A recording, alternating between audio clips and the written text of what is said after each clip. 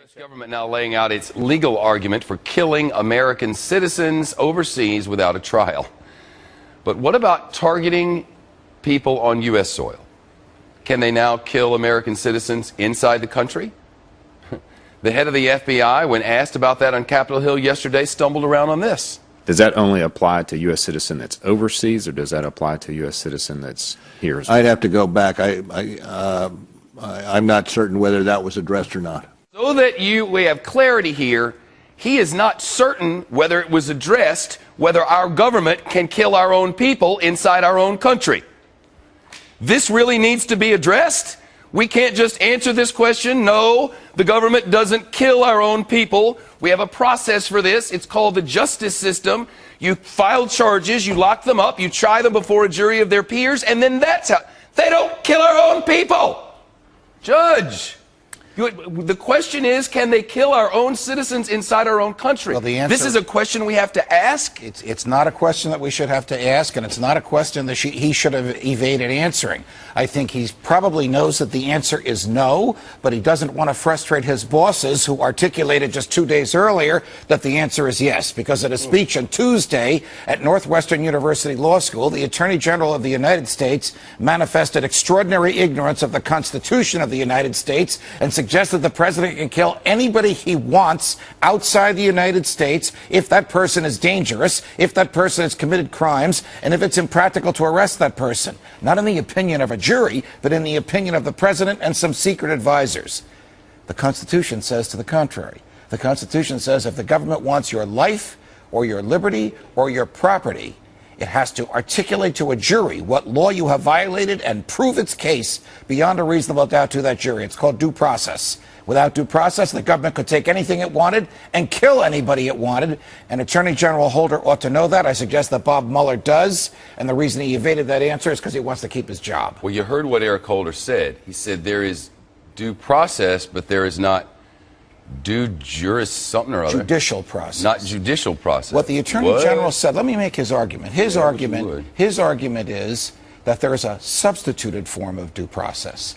That if the president and his advisors carefully consider the danger of a human being and conclude that that human being needs to be stopped before that person causes any more danger, then the president can kill him. That's their argument.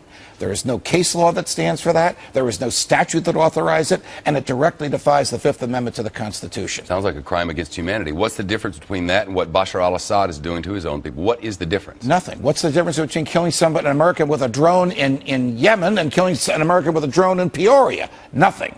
Right. Same argument that Eric Holder made at the Northwestern Law School on Tuesday about al-Awlaki in Yemen could be made about somebody in Peoria tomorrow. You make an illegal lane change in Hollywood on the 101 freeway, and a drone will just shoot you out of the sky and throw you, bury you. Well, I don't know that it's going to I don't know either, but who'd have thought we'd ever get to hear? Who would have thought that we'd even be having a conversation like this? That the head of the FBI would hesitate to answer a question that is so imbued in our history and our law and our values, due process precedes punishment, that he can't answer that in public. And we're worried about contraception. Correct. Correct. We do not have our priorities straight. The last time the federal government claimed that it could kill Americans was in the Civil War. And even Lincoln said it could only be done during combat. This federal government, this administration says it can kill Americans when they're riding with their children in a car in a desert. I don't know, Judge. Thank you. You're welcome.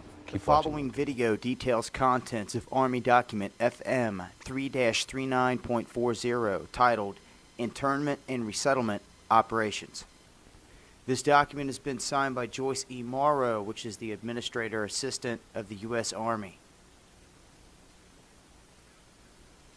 This document is 325 pages long and starts on page 38, showing that it applies to U.S. citizens within U.S. territory.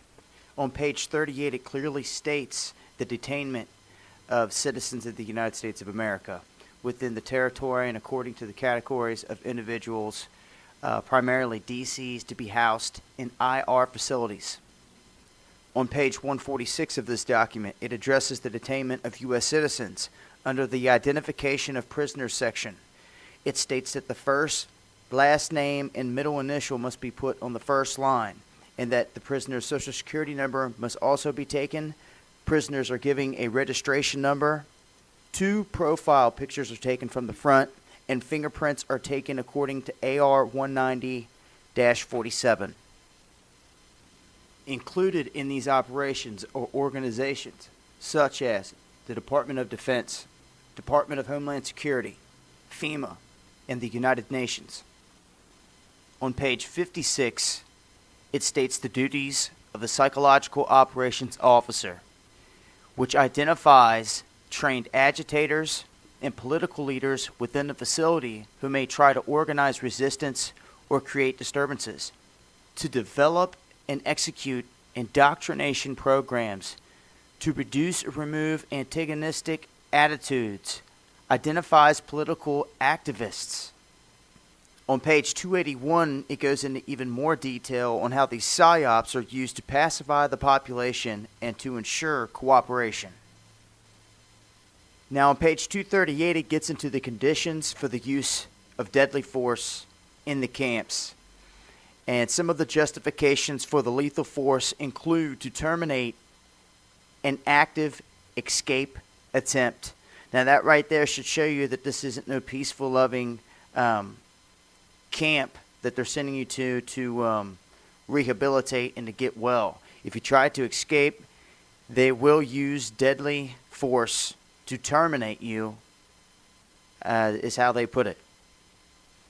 On page 244, it calls for the use of snipers during riots to, quote, scan the crowds for agitators and political riot leaders and fire lethal rounds if warranted.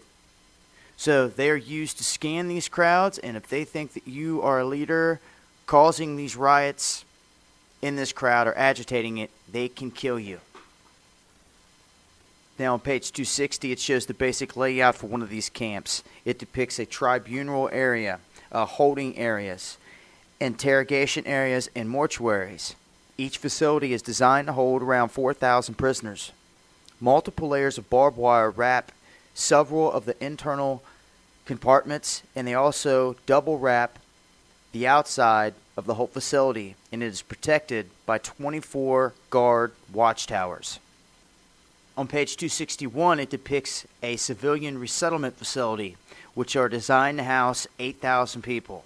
These facilities come with double barbed wire fencing around it with 16 guard towers of its own.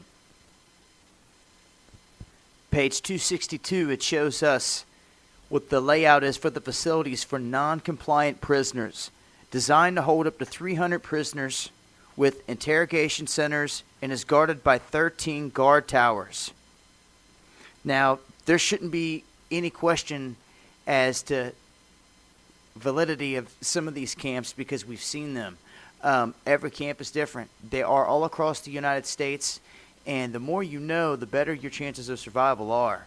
That's why we put this information out there in hopes that you share it with your friends, your family, with military, with people that are inside the police force, within your town, within your community.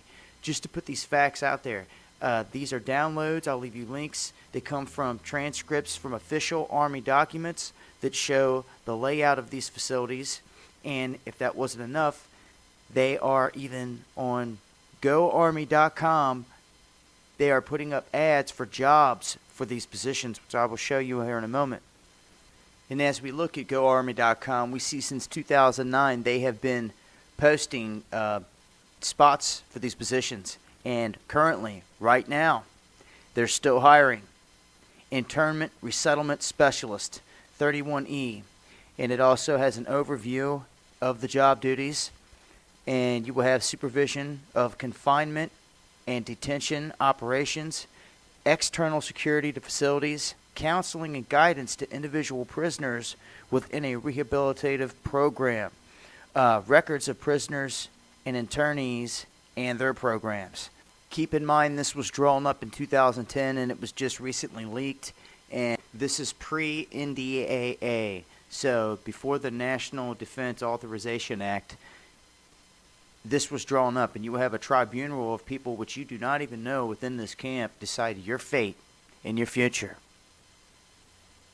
Shout outs to Storm Clouds Gathering for their work on this, and they're passionate about this, and so am I. And if you are, you can share this with your friends, family, military, police, everyone in your community, all over Facebook, YouTube. Get the word out there. Let the people know this is real. This is what's going on.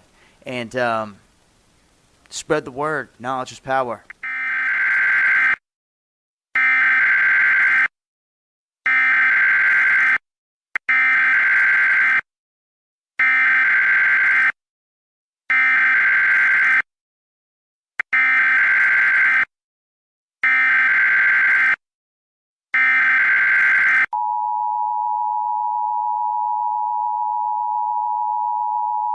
And I'm wondering whether the senator is familiar with the fact that the language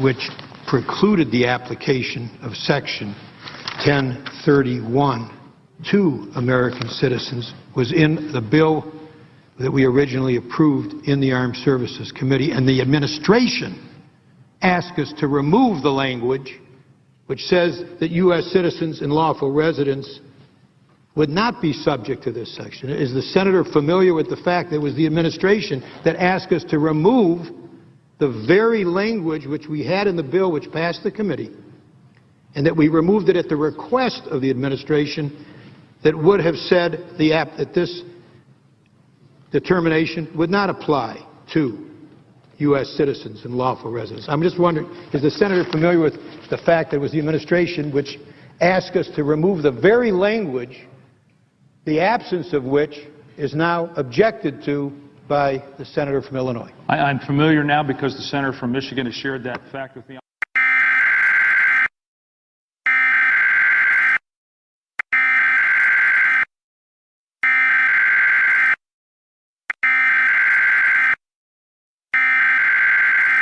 When Congress refuses to act, and as a result hurts our economy and puts our people at risk, then I have an obligation as president to do what I can without them.